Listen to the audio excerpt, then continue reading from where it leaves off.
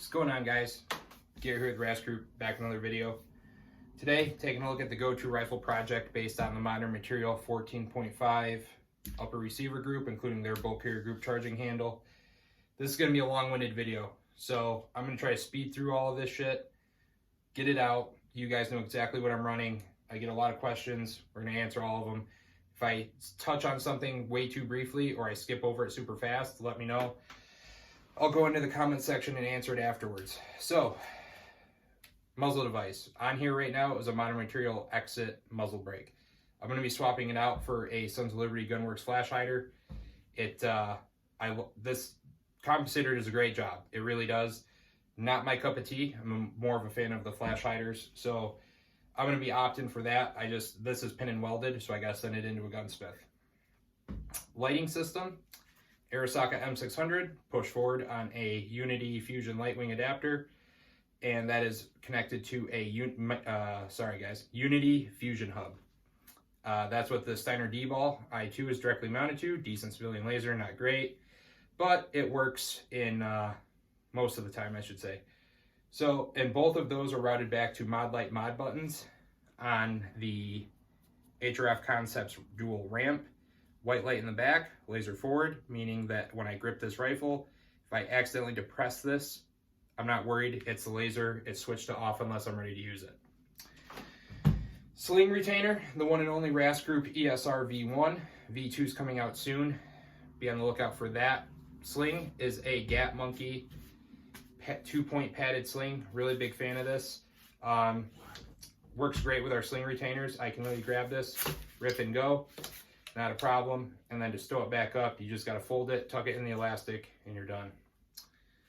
Vertical grip is a Tango Down M-Lock vertical grip. I don't really have a preference. I wanted to try it out because I hadn't yet. It does its job. Not really much more I can say. The sling mount is a BCM. Same with the QD end plate here on the back. We'll get into the lower. The upper is still a Modern Material bolt carrier group, upper receiver, rail, barrel. The only thing I changed out was the charging handle for a Radian SD. That's it. Optic system is now a EOTech EXPS3 on a Unity riser. I did throw a Tamfam Graham vinyl skin on it just to give it a little bit more of a theme to the color of the rifle being kind of green and black. When I ordered this from Brownells, shout out to them by the way, I could not have afforded to build this rifle without them. They had tan in stock. I want to get the rifle finished, so I said fuck it, and that's what I got. I don't really care about color. This rifle is made to be used and abused, so far so good. I really enjoy the EOTech reticle. Center dot 0 at 50 means my bottom hash mark of my 68 MOA ring is going to give me my 0 at 7. Really good system, especially if your game is CQB or anything relatively close quarters. I can't complain. EOTechs have a great reputation. I wish the battery life was better, but don't we all? So that is essentially, real quick, the upper. The lower has a little bit more thought put into it. Everything on here except for one component was sourced from Brownells. So lower is a Aero Precision M4E1 Enhanced using an ALG Defense lower parts kit with their nickel boron trigger. Single stage, so far I like it. Haven't had any issues. I'm used to a two-stage trigger, but I have no issues with a single stage. I want to try it. So far I like it. Grip is a Magpul K2 Plus with a CR123 battery insert. Gives me a couple extra CR123s for this little battery hog. Radian Raptor AMD safety with the 45-degree throw. Big fan of that.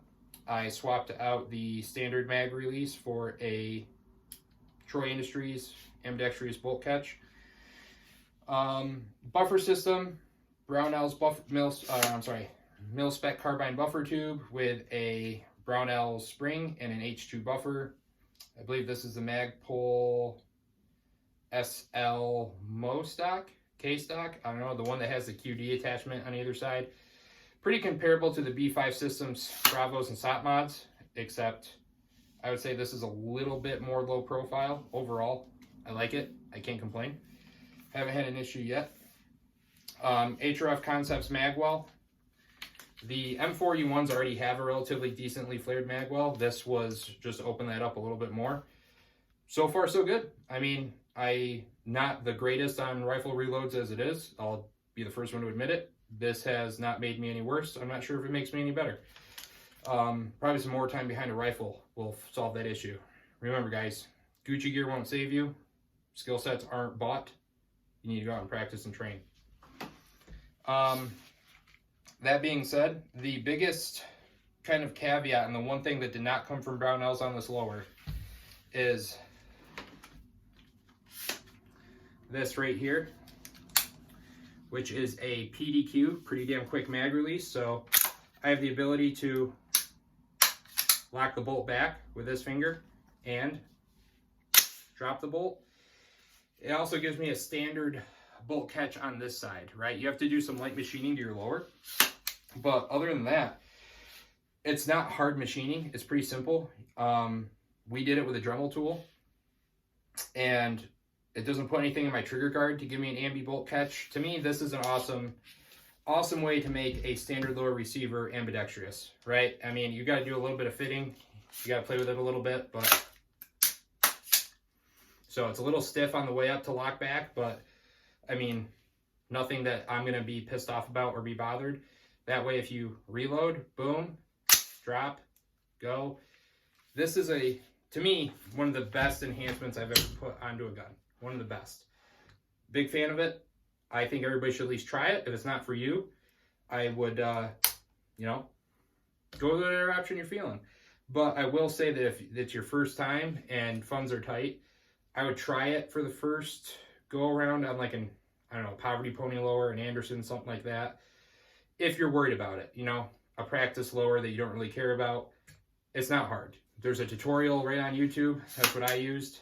And so far, so good. But guys, that is the 14.5 go-to rifle. I have a Dead Air Sandman Sandman S in the works. I was going to go with a K, but I opted for an S.